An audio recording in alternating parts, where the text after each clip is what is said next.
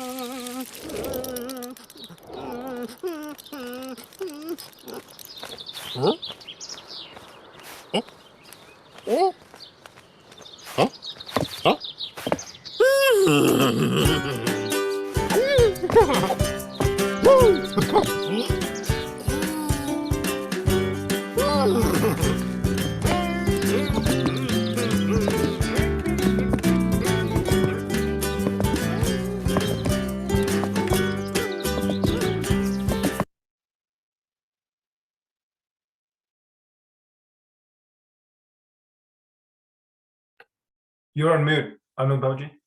Sorry. So this was very simple, very easy, very straightforward video.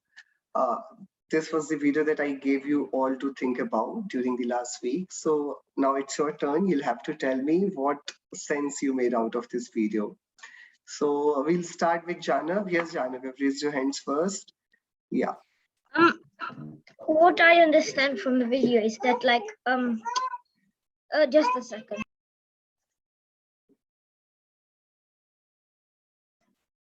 So what I understand from the video is that when the horse takes off his one of his horseshoe, he feels sad. So you know when you see movies that they're feeling down, the rainstorm comes. So that's what it's showing, how what they're feeling and what it's yeah. Perfect. Yeah. So losing a horseshoe actually brings some gloomy feelings, and the clouds and the rains represent his sorrow, right? His pain that, okay, I have lost one of my horseshoe. Fine, fine. Then, what do we make sense out of it? That it's what he must have done in the past to make that thing to come off. Or Okay, great, fine. Okay, so Janav has helped us in reaching to the first step. He said that, okay, whenever he lost a shoe or whenever a horseshoe got separated from his soles, he felt a bit of pain, right? He thought that some part of him is going away from him, right? Yeah, so that's the first thing. Okay, now let's move to maybe Gia. Gia, will you add something to this? What you made out of the video? So I think that the horse has these shoes that he's really attached to, and when they fall off, he feels like he can't continue walking, so he stops to try and fix it, but doesn't actually fixed, and then in the end all of his shoes fall off, and that's basically like he's realized that he doesn't need all his attachments, because in the end he can still become happy. Oh, wow, that's beautiful. That's beautiful, really. Adi, what's your viewpoint on this? Like us, the horse is getting the horseshoe is its possession, and we use our possessions. We think our possessions make us happy. So then when we lose them, we feel sad. But that's because the happiness only stays for a short amount of time. So that when we take away these possessions, we are actually truly happy. Oh, that's really impressive. That's so beautiful. Like, really, you deserve a round of applause. You both, Jia and Adi. Excellent work. Okay, so that's the whole point. Today, what we are going to do, what we are going to learn from this whole video is the model of happiness. We are trying to learn about the five Parameshthies and why are we going down to these five Parameshthies. And it's very straightforward, very simple, very it's very obvious actually. So let's quickly jump onto this model of happiness. It's very simple and straightforward. So we all need happiness. That's what we are sitting here for, right? Sunday mornings are not to waste, just like that. We have to have a leisure time. We have to go out, watch something good, play somewhere, right? So we all are sitting here. It means that we mean business, right? Must be that we're expecting that somehow we'll get happier after learning what we are learning today. That's why we are learning, right? Even like the day you'll start believing, okay, there is no point in wasting my time in this Sunday class, you'll stop coming to this class. So the whole point is you're only going to attend this class as long as you find that, okay, there is something substantial being talked about, right? So we all mean business, we all need happiness. Now, there are two types of belief systems. The first belief system says that you can be happy by gathering all the possessions. They say that happiness comes from external resources and external experiences. That's what the horse was thinking in the initial phase. So the first belief is that happiness comes from possessions and external experiences. Okay? But then again, an obvious question arises that whether is it possible to gather all the necessary resources and experiences? Can all the necessary resources and experiences ever be possessed? See, if I define that I'll be happy once I'll have a great, huge bungalow, I'll have my dream car, not just one. I think I have 4 or 5 dream cars. So my garage will be full of all the cars. I'll have all the jewelry that I love. I have all the branded clothes that I want to wear. I'll have that expensive watch and what not. And then I'll have my bungalow in some hill station, over the top of the mountain. There would be so many servants serving me. And, I have an extended family and everything. And I have a well-established business. I'm on the cover of Time magazine and whatnot, right? Whatever we can think of. So these all are the external possessions and experiences that are throughout our lives, right from the day you got enrolled in your school.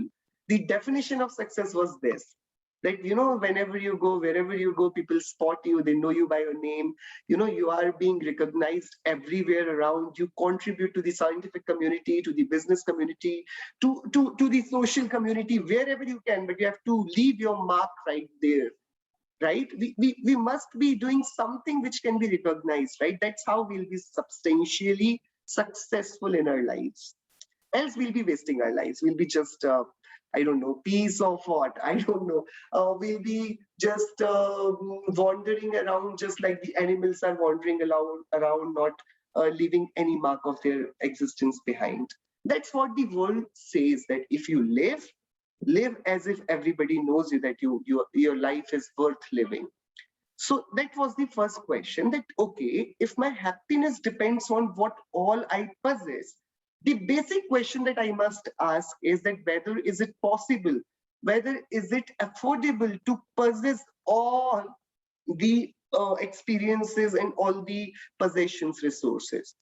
So the obvious answer to that is clearly not. See, I do not want any wealth. I do not want a good house. I do not want a car. I just want to be president of United States. That's it. Or I want to be king of England, maybe. You have queen there, right? Or maybe somebody can also be a king, right? So I want to be a king or a president or a prime minister, right? So I want to become a prime minister or a president. Somebody else must also be dreaming about it, right? So there are 4 people who want to be prime minister of, let's say, England, right? Okay. So if all of these 4 people are wanting to be prime minister, how many prime minister do you actually need in your country? How many positions do we have to be a prime minister? That there is only one at a time. Only one minister presides over the whole, the parliament, right? So if 4 people at the same time are dreaming about a position which is only limited to one person, only one person can occupy that seat, correct? It means if happiness comes from becoming prime minister, in my definition of happiness, there will always be the case that only 1 out of the 4 will be happy. 3 will remain unhappy. And if this is the definition of my religion, my belief, religion is nothing but belief, then my religion creates more of unhappiness and less of happiness. The religion which dictates that when you have possession, you become happy, it means that religion will compulsorily, mandatorily will have more of unhappy population and less of happy population. That's what is happening right now in the world. We have bunch of billionaires, we have bunch of people who are successful, and most of the population is actually struggling for their livelihood. And everybody believes what? The wealth is the happiness. Wealth is synonymous to happiness. And this actually, jumbles up the whole philosophy of life, the whole premise of being happy. So the first question, when I said, okay, I believe that happiness comes from external resources and experiences, the first question that I was asked was this: is it possible to possess everything? I thought about it and I just realized that in my economics class, I was told that we have limited resources and unlimited want, right?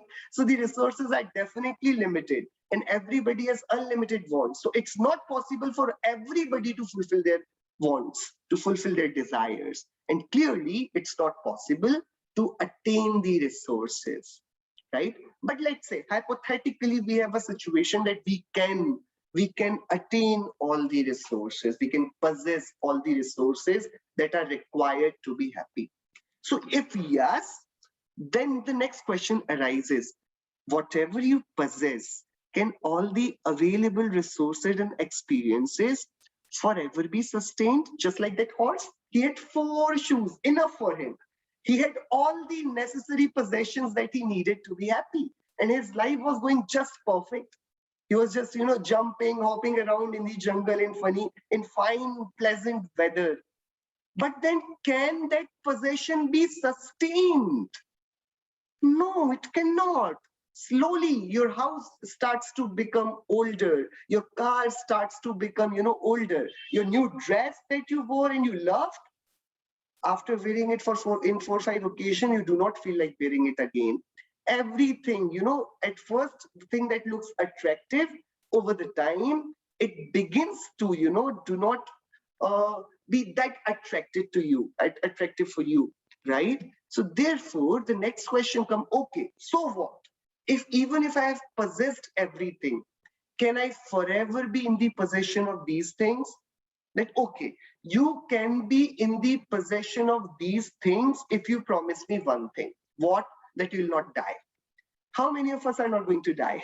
See, I can I can remain, I can just, tie this particular possession with my body, okay, so that it doesn't leave me. Fine.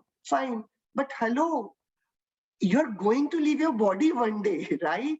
And no matter how clingy you get towards all these possessions, one day is going to be there where you leave this body. And once you leave the body, automatically everything, have you not seen, have you been to museums? Have you been to the old great palaces, all of the kingdoms, all the remains of the great glorious past that our ancestors had?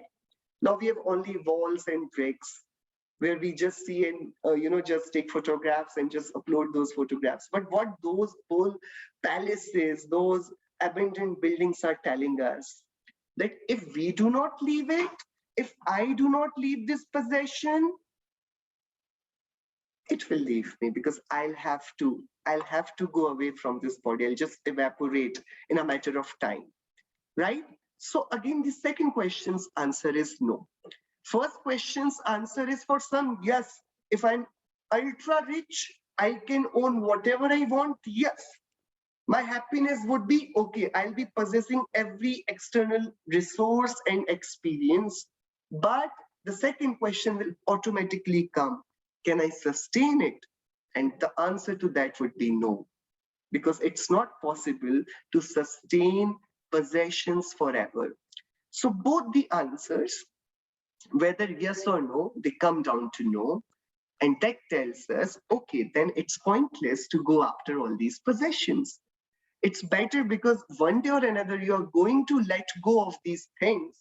Why are you even running after these things when you have to? In Jainism, there is very, very famous example. So what elephant does, elephant goes to a pond, okay? And he loves swimming, and he loves, taking bath in the pond. But what he does, the moment, just right the moment after it has taken bath, all cleaned up, it is coming out of the pond, his own swimming pool is coming out. And the next thing that the elephant does is the mud around the pond, it, using his trunk, he takes up all the mud and it again showers the mud over his body. So Acharya says, what kind of bath is it? Why did you take bath in the very first place when you had to, actually drown yourself in the mud? It was pointless to bathe, right? If people take bath because they want to clean themselves, and what is elephant doing? It is taking bath to again make himself uglier, right? So that's how our sages tell us that some people have possessions, and you ask them, why are you collecting all these possessions? Why are you collecting all the luxuries? So they say, okay, if we'll have money, we'll be able to donate more, we'll be able to do more of charity. So Acharya says, you're just doing like that elephant who is taking bath so that he can actually. So there was one person, like, I don't know if you guys do it. Okay, so you have to take bath in the morning, okay? So before taking bath, do you, just put some mud over your faces? What do you guys do before taking bath? You like something so that you can actually enjoy the bath. See, it's of no point. It's of no point if you're already clean, right? If you've just taken the bath, you cannot say, I'm again putting mud all over my body because I want to take bath again. Similarly, if you're putting the mud of possessions and saying that I am putting this mud so that I can donate, I can take bath, I can let go of all this money, then it's very stupid. So that's what Acharya said. Okay, you clearly define that happiness comes from external experiences and resources. But first thing, it's not possible to have everything. And even if by luck, by chance, you get everything under your possession, you cannot sustain it. It's not possible to sustain it forever, because your own body is fragile. You anyway going to lose your own body. It's just a matter of some years, right? So therefore, your disbelief that happiness comes from the external resources and possession, it tends to destroy. And therefore, ideally, you should let go of the possessions. Means it's okay. If you have possessions, it's fine. If you do not have possession, it's fine. Your happiness cannot be dependent on that. Now, there is second thought of belief. Second school of thought says that, okay, happiness comes from internal attributes and experiences. So the question arises, okay, fine. So you say that you have your soul, and that soul alone can make you happy. Yes, very well, it can make me happy. So are you sure? Do you need anything else to sustain this happiness? Something, at least it can be anything. If you say, I need something, then again, that particular thing, the question will again come to this cycle. And the conclusion will be that no, you do not need that particular thing. And if you do not need anything for your happiness, it's better that you let go of everything. So in whole cases, the happiness comes down to letting go. And that's what the basic principle of Jainism is. We call it Aparigraha. What is the basic principle the Jainism has? It's called Aparigraha. And it's a very famous quote. Happiness can never be outsourced. Happiness, you can outsource everything but happiness. You cannot make somebody who does not have a good mood happy. You cannot make somebody who is sad smile.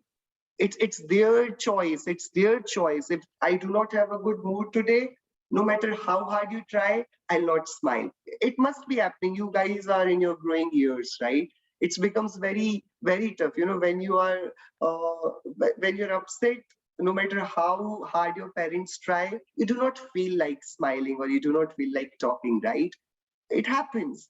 So it says that, okay, happiness can never be outsourced. If you're feeling good, even in the gloomiest of the times, you'll be doing just fine. But if you're feeling bad, even if you're in a party where everybody's enjoying, you'll have your sad face and you'll just frown and just sit in a corner. That's what it happens. So happiness does not come from the surrounding, from what occasion you're participating in. The happiness comes from within. So happiness can never be outsourced.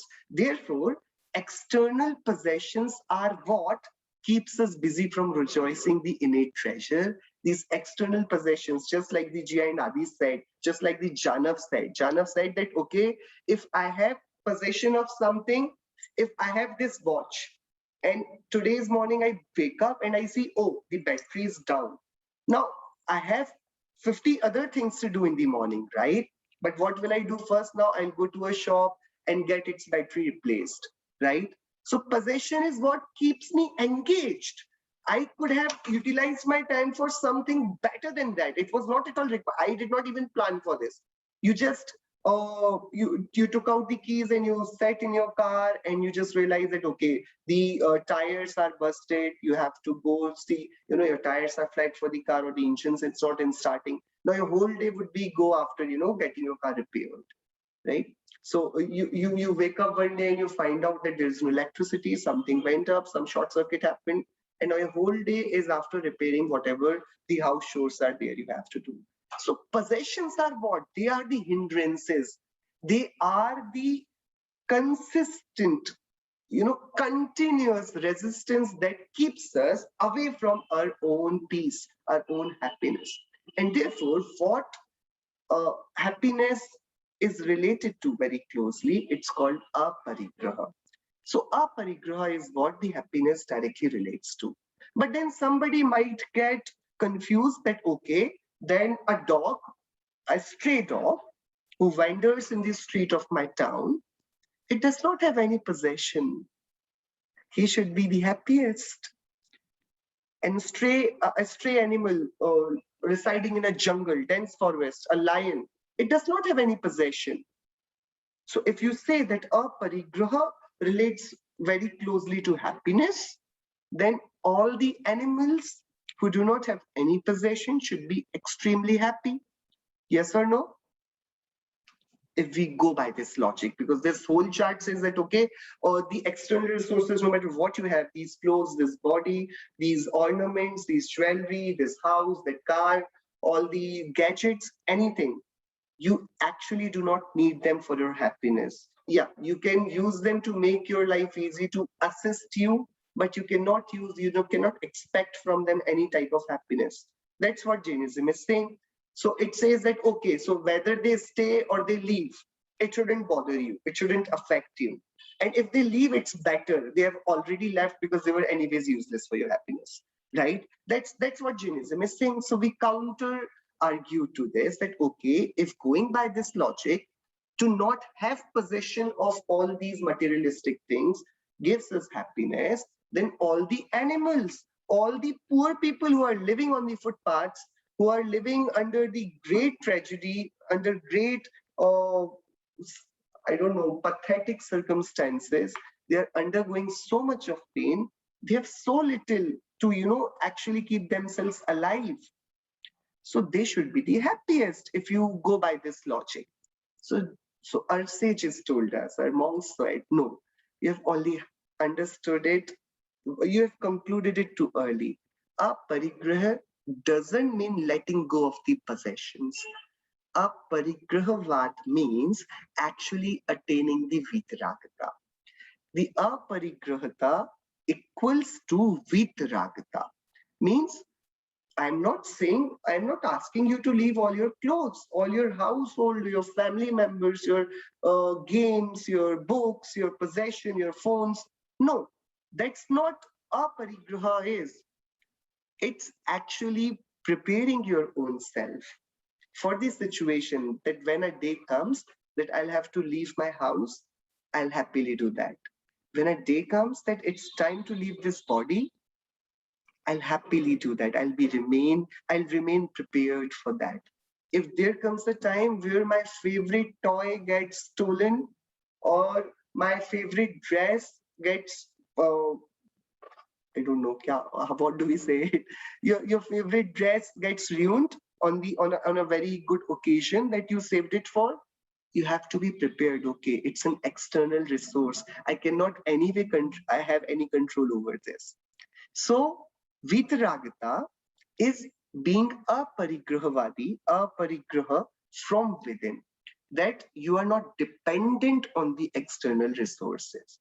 So all these animals, though they do not have any possession, but they are always looking out for somebody's empathy.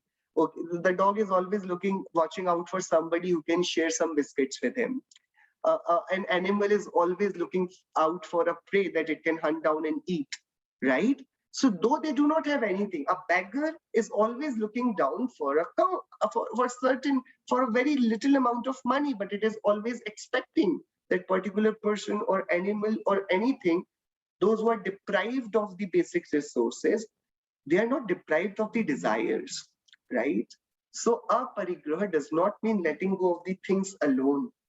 The first step is that you actually break the bond of raga or dvesha that you have to the external things.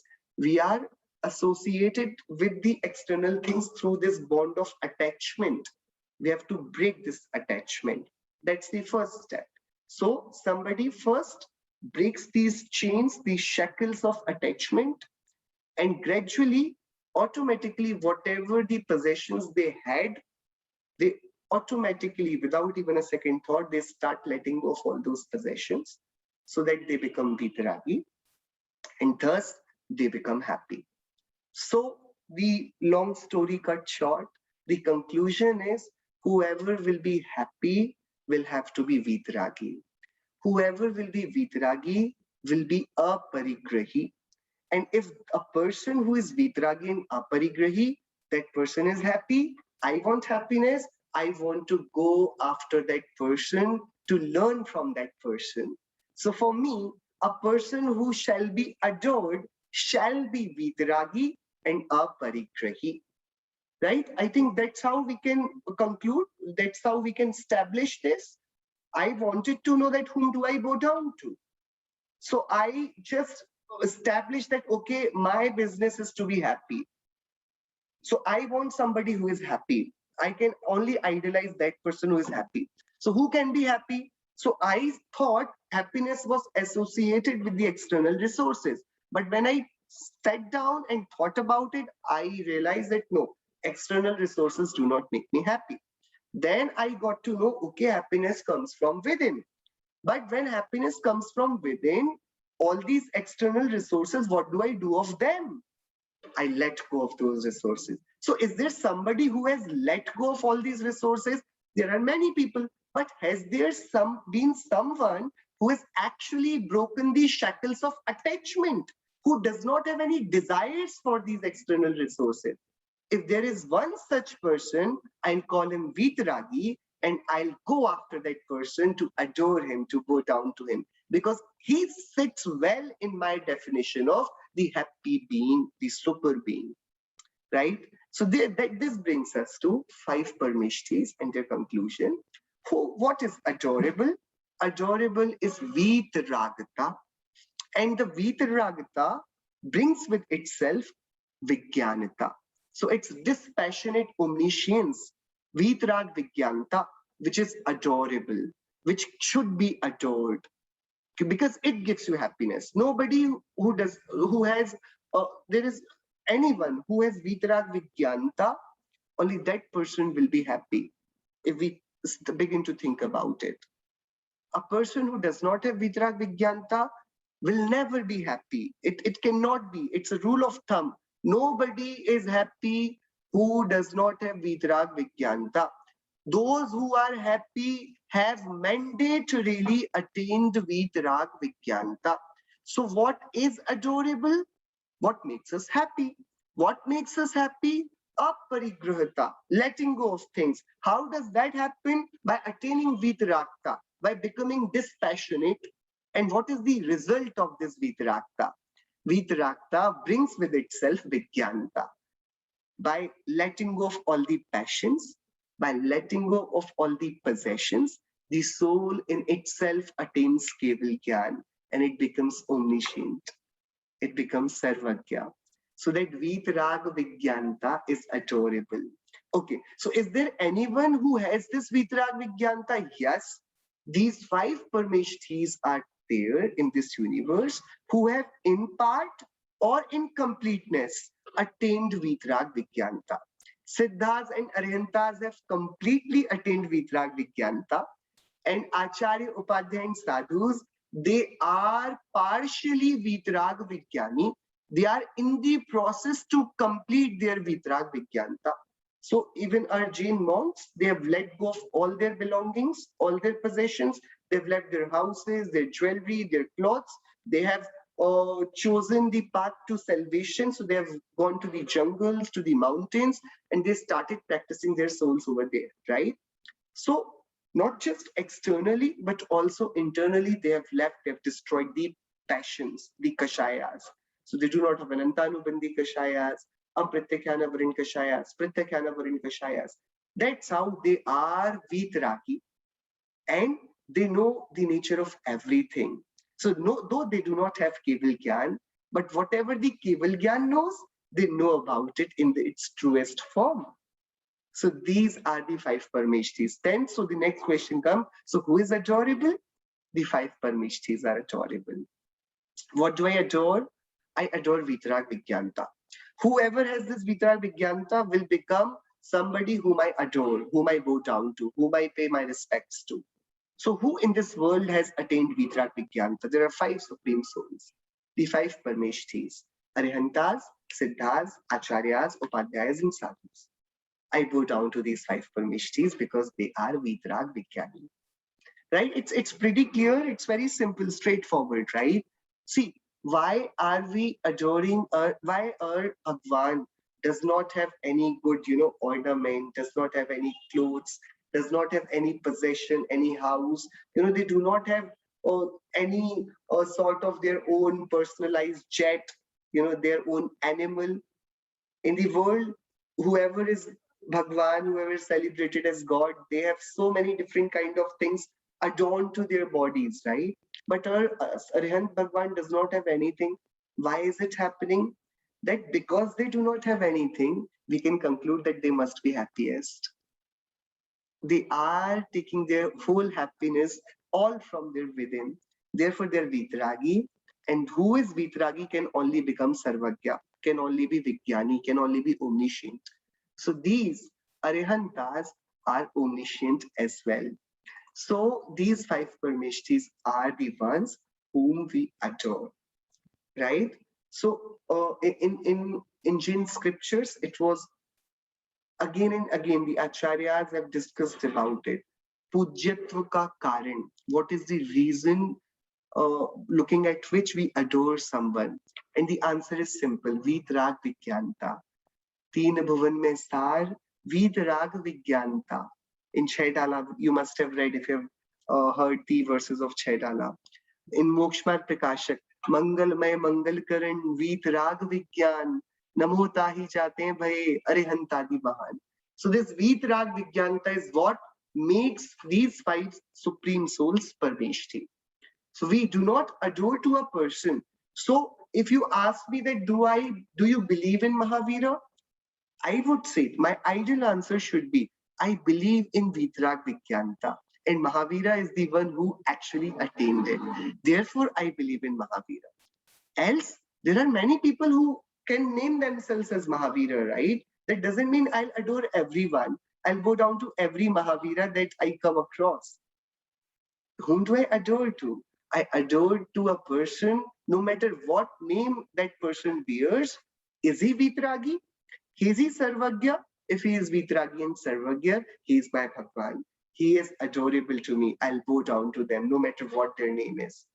Okay, this part is clear. Pretty simple.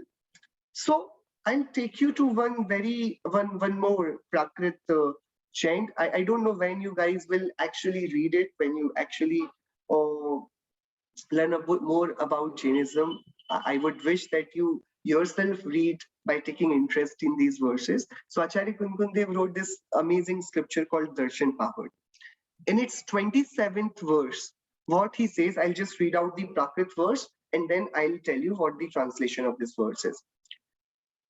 Navideho vandijai, naviye kulu, naviye chai sanjutto, ko vandami gunhino, nahu savano ne savoi. So in Jainism, nobody is worshipped based on the virtues of their families, based on the virtues of their ancestors. So we do not adore Bahubali Bhagwan because he is the son of Adinath Bhagwan, right? We do not worship Bahubali Bhagwan because he is the brother of Bharat Chakravarti. And similarly, we do not worship Bharat Chakravarti because he is the son of Adinath Bhagwan. You have heard about Bahubali Bhagwan, Bharat Bhagwan, right? You have heard their stories, right? So we worship them because they themselves attained happiness. They themselves became Vitragi. They themselves became Sarvagya. So what Acharya Kundev says, we only worship the soul's realized attributes, that is qualities. Neither the body is adored, nor ancestry, caste or creed, nor any particular form is adorable. The worship is not done of the body. The body is not worshipped, not the clan, not the ancestry, not the caste, not the creed, nor how you look, what kind of clothes you wear. If I wear white clothes and if I just, let go of all my hair, and if I have a peachy and a kamandal, will you be bowing down to me? I'll become monk. No. Whether do I have this quality of Vitragata and Sarvagyata, then only I'll be worthy of being worshipped. In Jainism, there is no one who can be worshipped without the described or prescribed qualities. So Jainism is attribute oriented and not person oriented. So whenever somebody says that, okay, you are Jain, so you must be believing in Mahavira. Yes, we do believe in Mahavira, but not because he propagated a religion. No, Jainism is eternal. We adore Mahavira, but we also adore Rishabh Deva. We also adore Sumati Natha. We also adore Parshnath Bhagwan. We also adore Neminath Bhagwan. We adore Bharat Bhagwan, Gach Kumar Bhagwan. We adore so many. We adore Yudhishthir. We adore Arjuna. There are so many Bhagwans we adore to. We do not have only one supreme entity who is presiding over all this universe. No. We do not have any number to the number of gods we have. We have infinite number of gods. Whoever attains Vitrag Vigyanata is our god, is adorable. No matter with what name he is called, no matter what kind of body he is, no matter whether does he look smart, what color of his body is, what's his height is. No, that's not even a material to even think about. So what Acharya Kunkundev says, neither body, navi dehu, not the body, nor ancestry, navi kulo, Navi Jayu, nor caste or creed, nor any particular form is adorable. Without defined realized attributes, nothing remains adorable. Thus, Jainism is attribute oriented and not person oriented. Jainism cannot be introduced just by the name of Mahavira. It has long, well established ancient legacy. Whoever attained Vitrag Vigyanata is Jain is adorable.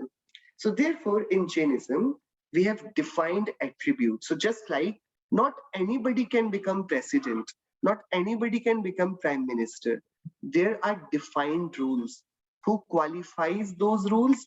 Then, with whatever surname that person is called, with whatever body type that person is, with whatever experience or education that person is, no matter to which city that person belongs, if that person has qualified enough all the checklists that he has been ticked to, he can very well become a president or prime minister.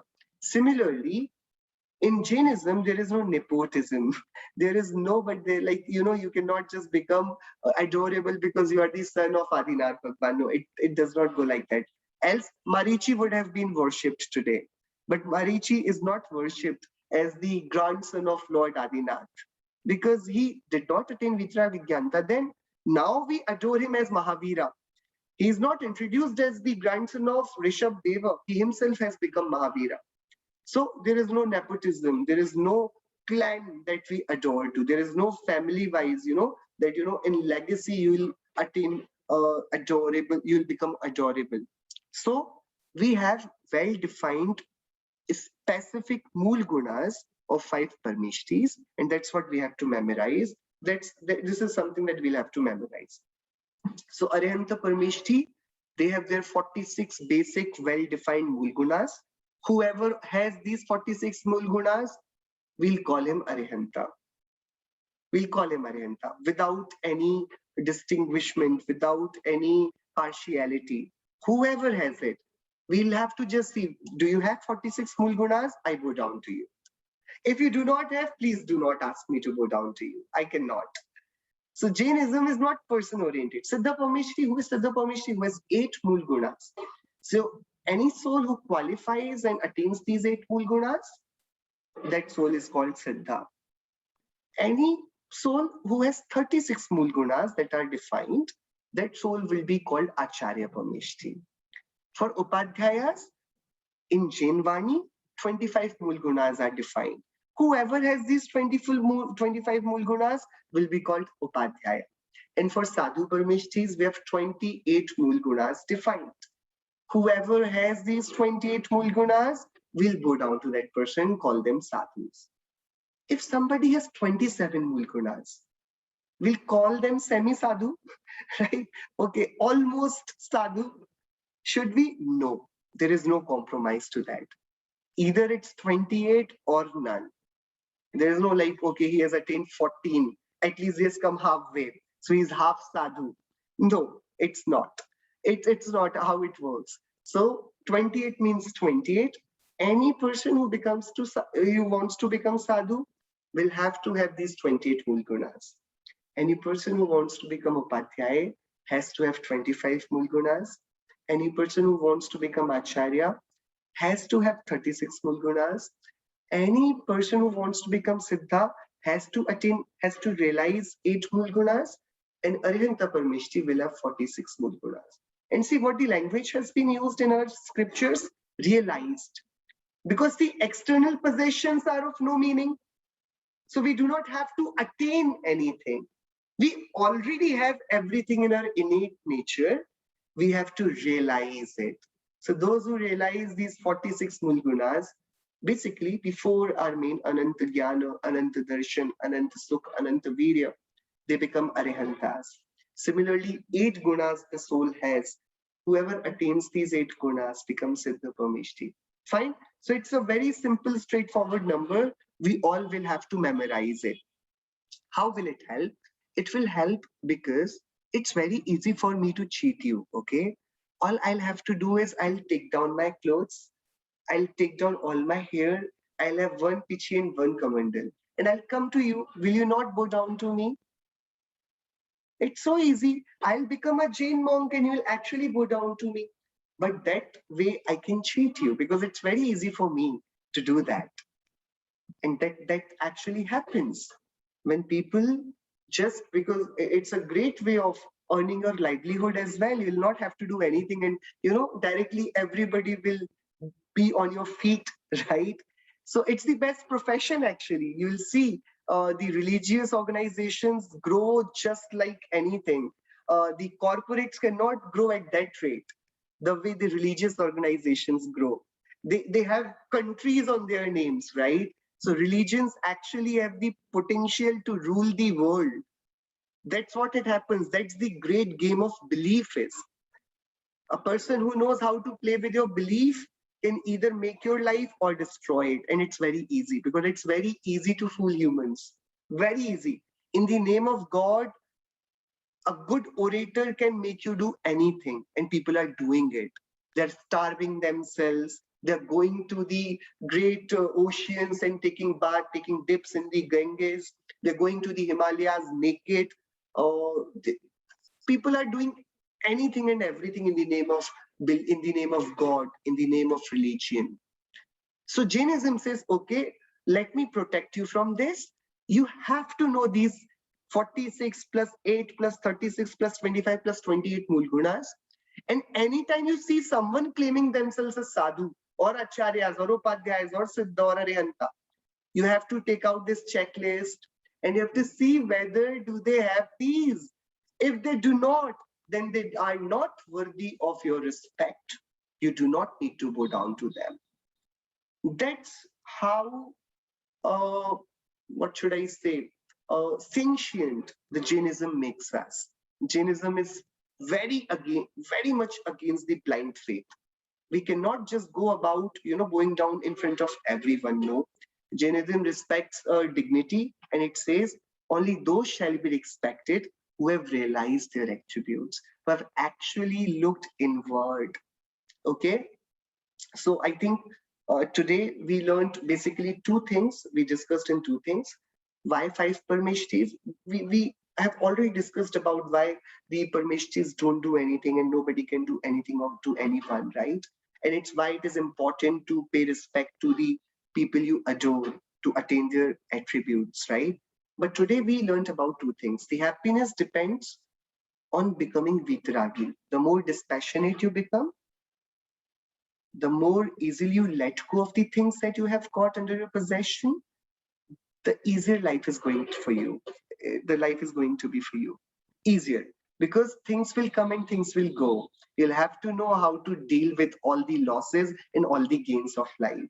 The only problem that happens with us is that we do not know how to fathom the gains that we get out of nowhere, and the gravity of loss when you actually lose somebody who is very dear to you.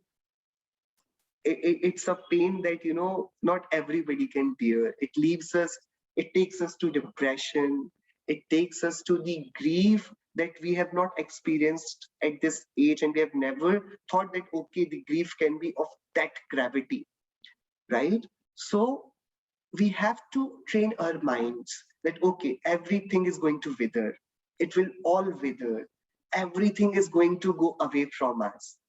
Are we prepared to let it go? If we are, nobody can take our inner peace away from us. So dispassionate vitaragta and aparigrah, to let go of all the possession, that is the key to happiness. That's the first lesson. And therefore, the person whom we adore must have this quality of vitaragta, and whoever has the vitaragta will not have any possession. They will be nirgrantha. They will be completely devoid of all possessions, and they'll automatically be sarvagya also, because who is vitragi attains sarvagyata as well. That was the first thing. So the reason for the adoring someone is vitrag vigyanata, and then the test to save us from the blind faith. All the five Parameshthies are designations. They're not the names of a person. Anybody who fits in this criteria becomes these Parameshthies. So we have this opportunity to come into this designation. I can become Arihanta, you can become Arihanta, we all can become Siddha, right? All that we have to do is know these Mool Gunas and work on to attain, on to realize these Mool Gunas. So Arihanta has 46 Mool Gunas, Siddha has 8 Mool Gunas, Acharyas have 36 Mool Gunas, Upadhyayas have 25 Mool Gunas, and Sadhus have 28 Mool Gunas. Fine. I think we all can memorize this much and actually imbibe it so that we never forget it. What is the basis of happiness? What is the basis of adoring five Parameshthis? Fine. So I think we'll stop here and we'll begin the discussions from this point in the next class. Okay. Any questions?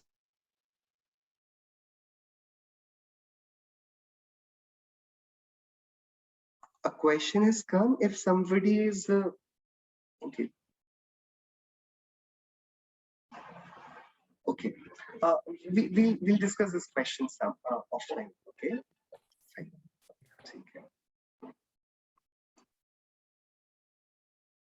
So we'll do Jinwani Stuti. If anybody has any question, you can ask. Baki, I think it was pretty simple today what we discussed, but I'm really Jia and Adi and I think is already left. Yeah, so Yeah, very well done. Yeah. Janav has already left. Very well done. Very well thought about it, and may we all attain Veetrag Vigyanata soon. Jinwani Stuti. निज निधि निज में बताई यह अनंत उपकार है, उसके लिए चिन्हवाणी माँ को वंदना शत बार है, उसके लिए चिन्हवाणी माँ को वंदना शत बार है. 9 times Namokar Mitra.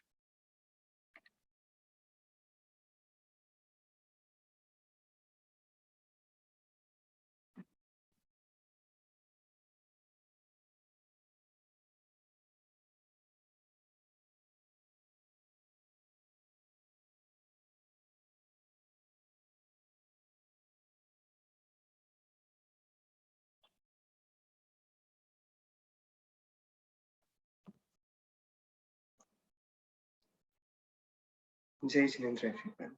Thank you. Jai Jinendra. Jai Jinendra.